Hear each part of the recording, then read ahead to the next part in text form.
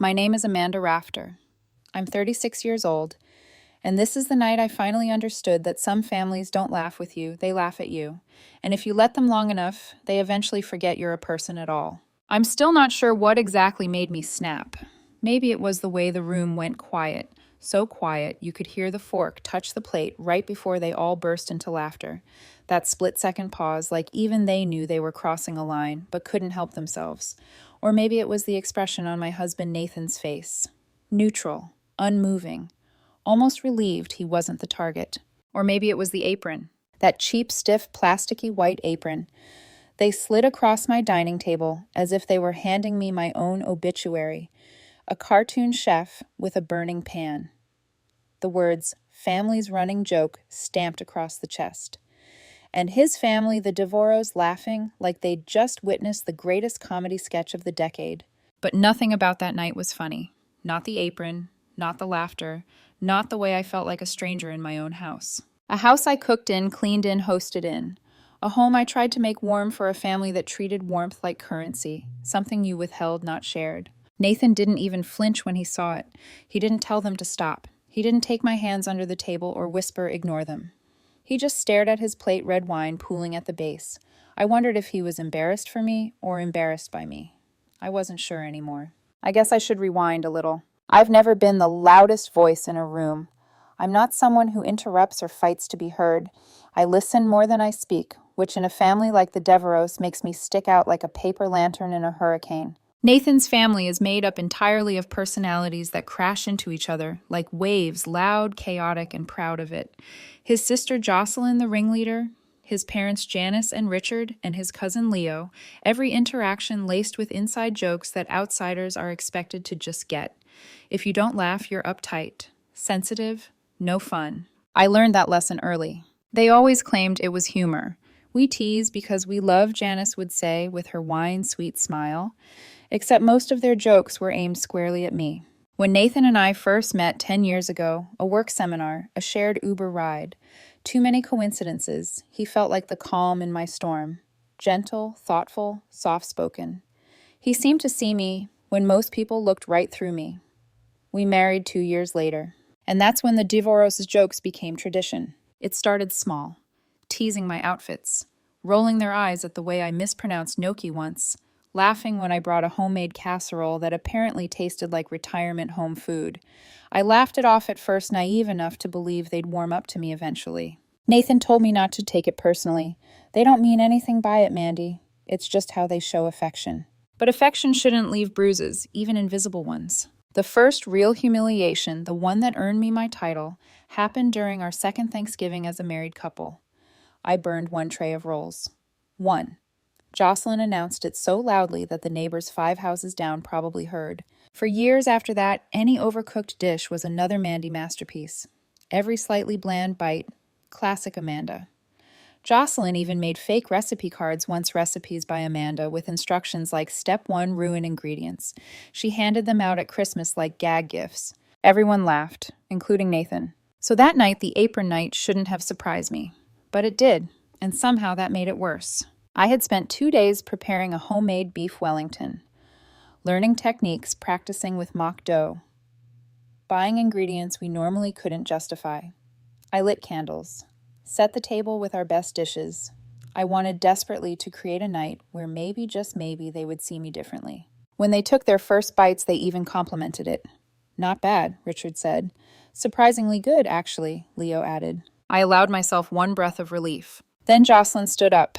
Before dessert, she sang, "We have a gift for our chef." Laughter swelled. My stomach turned. She slid the crumpled bag across the table. I already knew it wouldn't be good. But I opened it anyway. And there it was.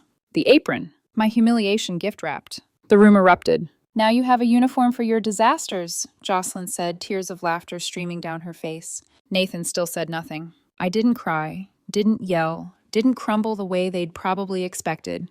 No. Something in me just stilled, like a pond surface going completely flat before a storm. I stood, walked to the entryway, grabbed my keys, and left. Didn't say a word. Nathan whispered my name, but he didn't follow. None of them did. I drove for hours with no destination in mind, only direction away. Away from the house. away from their laughter, away from the version of myself that believed this was normal. I ended up renting a tiny cabin 3 hours north. No cell service, no Wi-Fi, just trees, water, and silence that didn't mock me. I stayed 2 weeks. I checked my phone only once when I drove into town for groceries.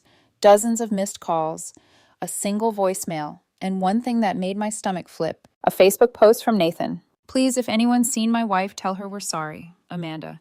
If you see this, just come home. The comments were predictable. She's too sensitive. It was just a joke. She'll get over it.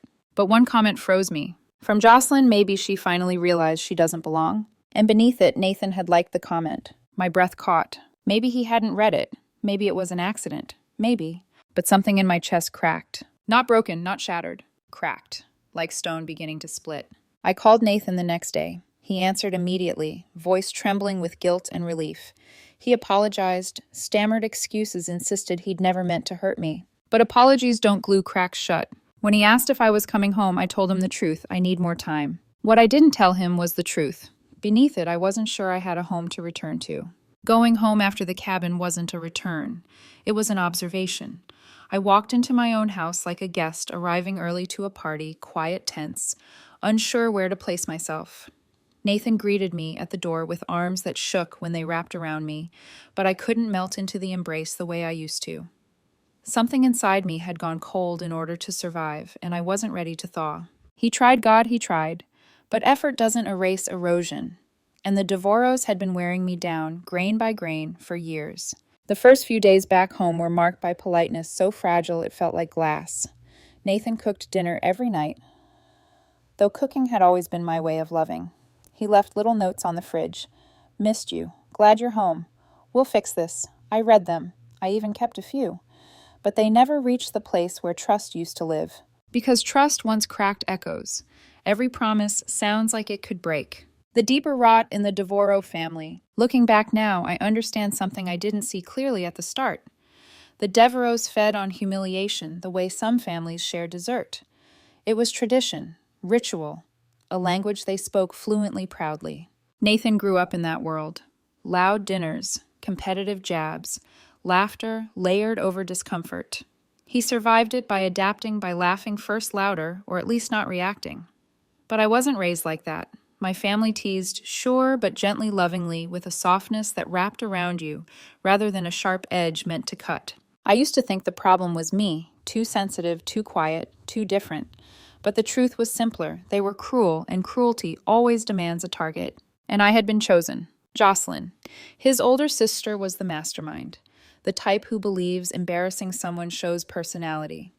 She had a scalpel-sharp smile, the kind that made you feel like she already knew something humiliating about you, even if she didn't yet. Nathan's mother, Janice, was softer only in voice. She delivered insults wrapped in warmth, sugar-coated poison that sounded like advice. Oh, sweetie, maybe cooking just isn't your gift. Amanda, don't worry. We don't blame you for trying. Leo, the cousin, always laughed the loudest, not because he understood the joke, but because he understood the hierarchy. Nathan's father, Richard, was the orchestrator, the one who set the tone, the one who chuckled every time Jocelyn went too far. His approval was gasoline thrown onto the fire. For years, I told myself it wasn't personal, that Nathan was right, they didn't mean it, that I just needed thicker skin. But skin shouldn't have to be armor. The week of quiet tension. The week after I came home felt like walking through wet cement, slow, heavy, suffocating. Nathan hovered, watching my reactions the way someone watches a fragile heirloom, terrified of breaking it further. But he didn't understand the real problem. The heirloom was already broken. He just hadn't seen the cracks. One night he tried to talk. Amanda, I know I failed you. I know I should have spoken up. I nodded. Yes. That was all I said, but the truth was larger, heavier, sitting between us like a ghost. He didn't just fail me that night. He failed me repeatedly, subtly, consistently, until I stopped expecting anything at all. We slept in the same bed but felt miles apart. We touched but didn't feel. We spoke but didn't connect. And then came Easter. Easter lunch, the snapping point. Nathan begged me to go. Just an hour, he'd said. They want to apologize. I didn't believe him, but I wanted to believe him, so I agreed. The moment we arrived, I felt it. The tension, the forced smiles, Jocelyn eyeing me like I was a guest star on a reality show she was eager to eliminate. But I sat. I folded my hands. I breathed slowly. I told myself, it's 1 hour, one lunch, one chance. The food was good. Lamb roast potatoes, salad. Nathan tried to keep conversation flowing, while my gaze flickered between plates and faces, waiting for the moment the mask slipped. It didn't take long. Janice clinked her wine glass. Amanda. She began with that syrupy voice of hers. We're so glad you're back. We really are. Things just weren't the same without you. A few nods. Jocelyn smirked. But Janice continued laughing lightly. Maybe next time you won't run off over a little apron joke. The room froze. My breath stilled. Nathan stiffened beside me. Jocelyn choked back laughter. A little joke, I said quietly. Janice waved her hand as if brushing crumbs from the table. Oh, honey, don't be like that. We tease because we love. No, I said, standing slowly. You tease because you can. Jocelyn snorted. Here we go. Nathan grabbed my wrist. Amanda, please. But something inside me had already given way. The part of me that tried to be understanding, accommodating, invisible. She was gone. I won't stay, I said simply, and I left. This time Nathan didn't follow. Not right away, not even 5 minutes later. I drove to a downtown hotel and checked in under my maiden name. For the first night, I sat on the edge of the bed, staring at the wall, replaying everything, every joke, every jab, every humiliation. The ache pressed so hard against my ribs it almost felt physical. But the breaking point wasn't the Devereaux, it wasn't even Nathan. It happened when I slipped home late at night to quietly grab more clothes. Nathan was asleep or pretending to be. The room felt stale, untouched. I opened the closet. My suitcase was still there, half-packed. On the dresser, sitting neatly folded, was the apron. The apron they thought defined me. The apron Nathan hadn't thrown away. That's when I sat down on the bed and cried ugly, shaking, breathless sobs that ripped through my chest. Not because of the apron, because of what it represented, a decade lost to trying to belong somewhere I was never meant to. But in that emptiness, something new emerged. Not rage, not revenge. Clarity. A stillness so sharp it felt like a blade. No more apologizing, no more shrinking, no more laughing along. I wasn't going to win them over. I wasn't going to prove myself. I wasn't going to wait for Nathan to choose me. I was going to rebuild quietly, methodically, and without permission. And I knew the first step: stop trying to survive in someone else's family. The day after Easter, I woke up in the hotel room with my eyes swollen and my throat raw. But for the first time in years, my mind was quiet. Not calm, no, not that, but clear. Like someone had wiped a foggy mirror clean and I was finally seeing myself without distortion. I made coffee from the tiny hotel machine, burnt and bitter. I drank it anyway. I sat at the desk and stared at my phone, wondering what would happen if I simply never went back. Not to Nathan, not to the house, not to his family, just started over. But life doesn't work that neatly. Not when you've tied years of your heart and home to someone. Not when you still have questions about who you married and whether you ever truly knew him. That was when the email arrived. Subject, please. We need to talk. Nathan. I ignored it. 10 minutes later, can we meet? Just talk. One time, please. I still ignored it. An hour after that, Amanda, there's something you don't know. Something about Easter. Something I should have told you sooner. Please. That made me stop. Because Nathan wasn't cryptic. Ever. He apologized in full paragraphs and explained feelings with disclaimers. If he was being vague, something was wrong. I agreed to meet him. Neutral ground. A quiet cafe near the botanical gardens where no one ever seemed to talk above a murmur. He arrived early. I saw him through the window, hands clasped, foot-tapping, eyes fixed on the table. I recognized the nervous tick. It used to be endearing. Now it felt foreign. I stepped inside. He stood quickly, relieved and terrified all at once. But he didn't reach for me, and I didn't step closer. We sat. The silence stretched long enough that even the barista glanced our way. Finally, Nathan inhaled shakily. Amanda, they recorded you. I blinked. Recorded me. He swallowed. At Easter. After you left. Jocelyn and my dad, they filmed you opening the apron. My body went cold. Why? Nathan lowered his eyes. Jocelyn wanted to use it in her content series. A cringe wife compilation. She thought it would get views. Views. Not remorse, not shame, not empathy. Views. I felt something in my chest shift, slow, heavy, irreversible. Nathan continued, voice cracking. I didn't know until after you'd gone. I confronted them. I told them it was cruel, illegal even. My mother just said it was harmless fun. Jocelyn said you'd laugh eventually. My fingers dug into the sleeve of my sweater. Is the video posted? No, he whispered. But Jocelyn still has it. She was editing it for a brand pitch. A brand pitch. I stared at him. She was going to profit off humiliating me. His silence was confirmation. I stood up so abruptly my chair scraped the floor. Amanda. No, I said. Thank you for telling me. I'm leaving. Amanda, please. There's nothing left to say. And I walked out. He didn't follow. The attorney. When I reached the street, my hands were shaking. Not from fear, from fury. Controlled, precise fury, the kind that made my thoughts sharpen rather than scatter. I dialed Evelyn. Evelyn was a corporate attorney I'd met through a friend years ago. Sharp, elegant, terrifyingly competent. The kind of woman who wore silk blouses and made grown executives stutter. She answered on the second ring. Amanda, what's wrong? They filmed me, I said, without consent. Jocelyn wants to post it. A pause. A private home, Evelyn asked. Yes. And commercial intent. Yes. Her voice became steel. Then it's actionable, in multiple categories. Tell me. Defamation, invasion of privacy, unauthorized use of likeness, intentional infliction of emotional distress, and depending on the audio, we might add illegal recording. My breath steadied. What do? We start by putting pressure where it hurts. Their wallets, their reputations, and their sense of invincibility. I felt a strange calm settle over me, like my spine had finally remembered it was allowed to straighten. Send the first notice, I said. Good, Evelyn replied. And Amanda, don't speak to them directly. Let me handle the noise. Rebuilding myself quietly. Over the next week, my life became methodical, precise. I woke early, not from panic, but from purpose. I made coffee not to brace myself for conflict, but because I liked the smell. I wrote in a journal something I hadn't done since my 20s. Every entry was a rediscovery who I had been before the Devoro, who I had become because of them, who I wanted to be now. I wasn't preparing for revenge.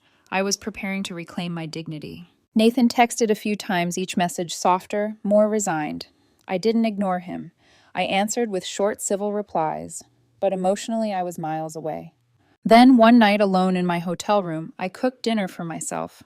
Mushroom risotto. The kind of dish that refuses to be rushed. Stir, wait, taste, stir again. Halfway through, I realized I was smiling. Not because the food was good, not because life was fixed, but because for the first time in years, I was cooking without an audience waiting to tear me apart. The unexpected allies. The first surprise came from Jocelyn's younger sister, Alyssa. She called me late one evening. Hesitant voice, trembling. Amanda. It's Alyssa. I heard about what Jocelyn did. I didn't respond. She continued. I don't like how they treat you. I never did. They hide things, especially about Jocelyn. That caught my attention. What things? She exhaled. She borrowed $10,000 from our parents last year to start a content studio. Never paid it back. They covered for her. Meanwhile, when I needed help with car repairs, they said I should learn responsibility. Favoritism. Control. A pattern, not a coincidence. Why are you telling me this? I asked. Because you deserve to know you weren't the problem. My chest tightened. Thank you. The next night, I received a text from someone I never expected, Eric Jocelyn's husband. He sent a forwarded email chain with a note. I'm tired of enabling her. Use this however you need to. The chain showed Jocelyn pitching my humiliation video to a sponsor. Authentic cringe content, she wrote. She doesn't need to know it's real. That was the final confirmation. This wasn't family conflict. This was exploitation. And I finally had proof. The shift. Evelyn reviewed everything. This is more than leverage, she said. This is a full-scale violation. We can bury them. But I didn't want to bury anyone. I wanted something quieter, sharper, more lasting. I wanted them to see the mirror they'd forced me to look into for a decade. And Evelyn understood. We begin, she said with the first strike. I nodded. Yes. The stillness in me, once born from pain, was now something else. Power. And for the first time in my entire marriage, I was the one holding it. The first strike landed quietly, so quiet, the Devereaux didn't realize an earthquake had already begun under their feet. Evelyn sent the formal cease and desist to Jocelyn and her attorney. Delete the footage. Sign an affidavit verifying no copies existed. Cease all further attempts to publish or distribute anything involving me. 48 hours passed. Nothing. Then 72. Silence except for one smug text from Jocelyn. Relax, Amanda. It's just jokes. You can't sue family. The arrogance was almost laughable. Evelyn didn't laugh. She sent a second notice this time, stapled to a fully drafted lawsuit. Intentional infliction of emotional distress. Unauthorized commercial use of likeness. Defamation. Invasion of privacy. Harassment. Damages listed in 6 figures. That's when the panic began. Not with a phone call from the Devoros, but from someone else entirely. The PR firm fallout. Jocelyn worked in PR, the reputation management kind, the we fix scandals and craft apologies kind. If irony had a face, it was hers. Evelyn suggested we alert her employer discreetly that one of their staff was involved in unethical media manipulation. I wasn't sure at first. I didn't want scorched earth, just truth. But then Eric forwarded the follow-up emails. Jocelyn had attached the Apron video to a brand pitch. Attached it to strangers, laughing about how humiliating it was. She had written, "Real raw reactions yield better engagement. People eat this stuff up." I read that line twice. Then I said to Evelyn, "Send it." She didn't hesitate. 3 days later, Jocelyn was placed on administrative leave for internal review. 2 days after that, the brand she'd pitched to canceled the entire campaign. Her PR firm released a statement about maintaining ethical digital practices. Jocelyn posted a cryptic Instagram story. Some people ruin everything with their drama. It got 17 pity likes. The confrontation with Nathan. While Jocelyn's professional world imploded, Nathan's personal world frayed quietly around the edges. He reached out more often now, voice soft and tired, no longer trying to fix everything, just trying to understand. "Can we talk, please?" he asked one evening. I agreed, but only in a neutral space.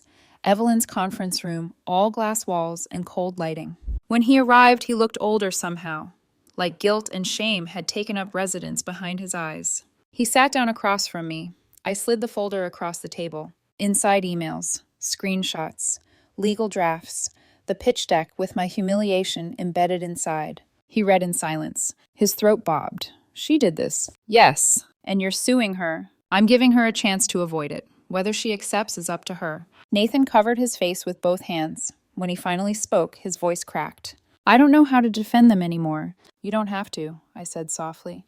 "But I won't let them do this to me again." He nodded, defeated. Then I slid another set of papers across the table. Different documents this time. He frowned. "What's this?" "We're selling the house." His head snapped up. "Amanda." "It's in my name," I said. "Always has been. I'll handle the sale.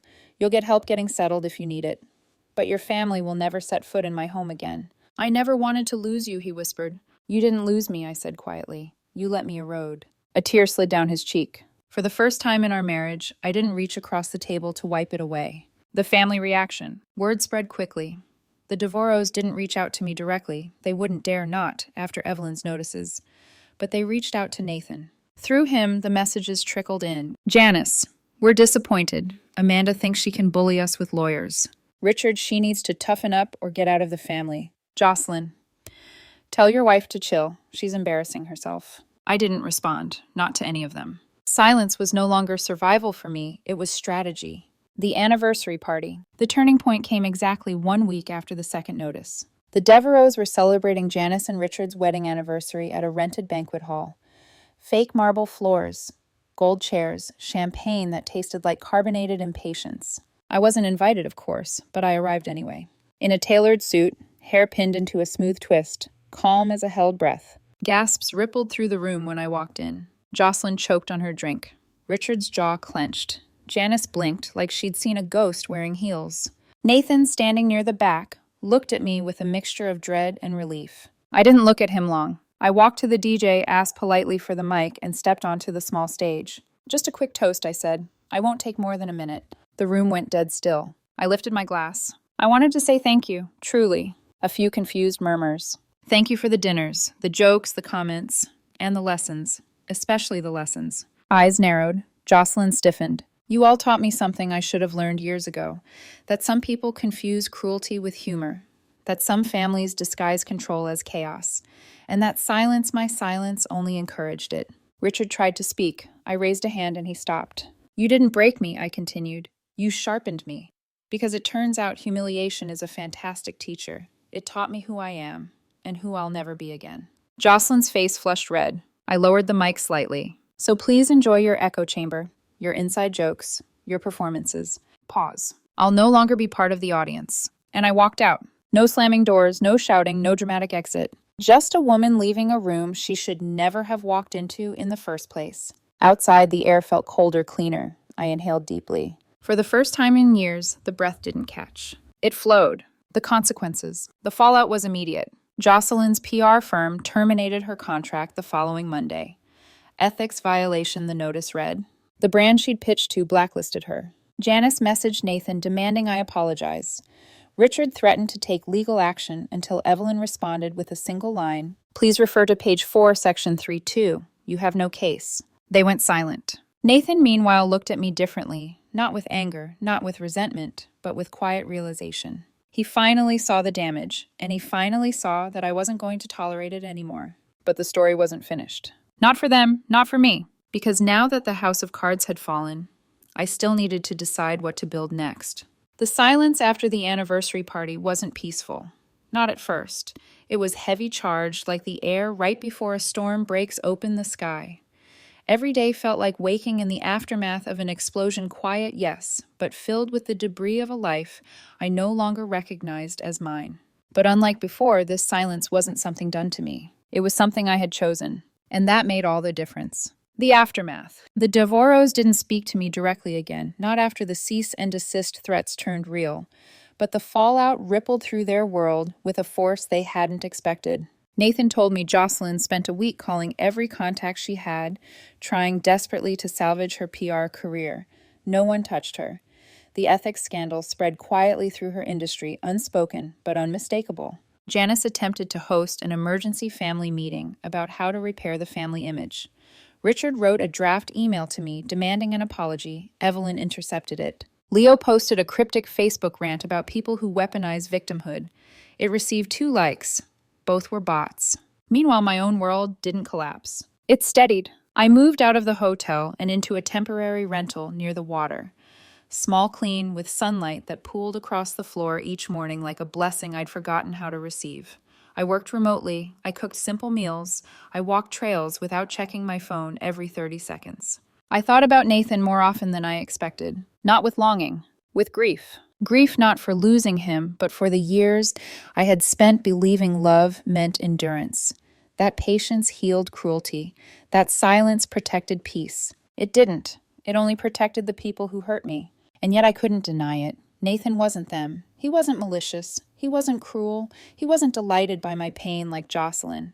He was simply a man who had grown up with bullies and learned to blend into their shadows rather than confront their shape. But a shadow is still darkness. And I wanted light.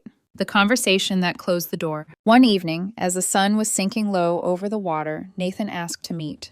I agreed, not because I thought things could return to what they were, but because I wanted clarity. We met at a small park near the shoreline. It was quiet, just birds and waves and the creak of old dockwood. Nathan approached slowly, hands buried deep in his pockets. "You look different," he said. "I feel different." He nodded, swallowing. I wanted to say, "I'm sorry." Again. And I know apologies don't fix anything. I know what my family did was unforgivable. I should have stood up for you. I should have been better. I let him speak. He had earned that much. "But I want to try," he continued. "I want us to work. I want therapy. I want change." I watched his face, earnest, scared, sincere. He meant every word.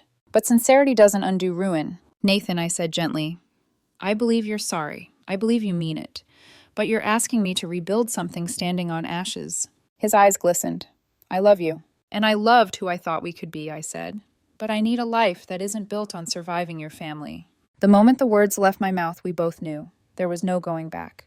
Nathan closed his eyes. A single tear slipped down. "Then I won't stand in your way." He didn't hug me. I didn't reach for him. We simply stood together in silence until the sun dipped below the horizon. 2 people grieving a future that had already dissolved long before either of us admitted it. Divorce quiet. Clean final. The divorce was not dramatic. Nathan didn't contest anything. Not the house, not the settlement, and not the separation of assets.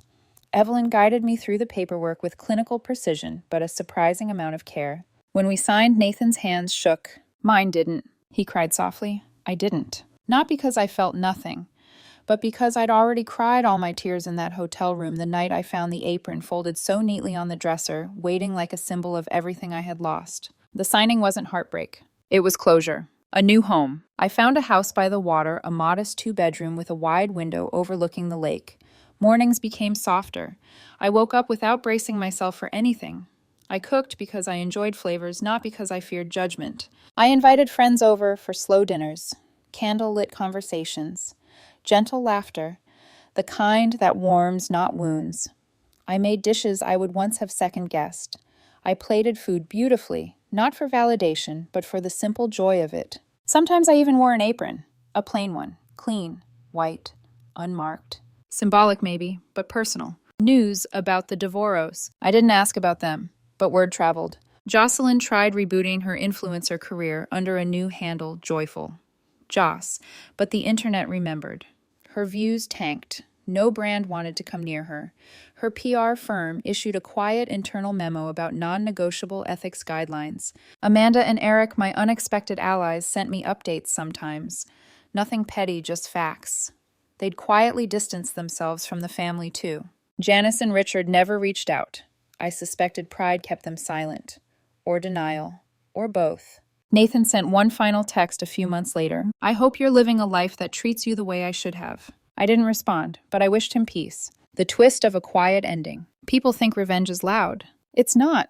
Revenge can be quiet. Revenge can be gentle. Revenge can be choosing a peaceful life and letting the chaos continue without you. It's the power of walking away without looking back. One evening, months after everything settled, I lit candles along my dining table, my table. I cooked risotto again, slowly, lovingly stirring as the fragrance rose through the room. I made a small place setting, poured myself a glass of wine, and sat by the window, where the sun was leaving pink streaks across the water. No laughter, no mockery, no shrinking, no apron jokes. Just me, my voice, my space, my peace. And in that quiet, I finally understood. Sometimes the most powerful thing you can do is stop being the punchline and become your own beginning.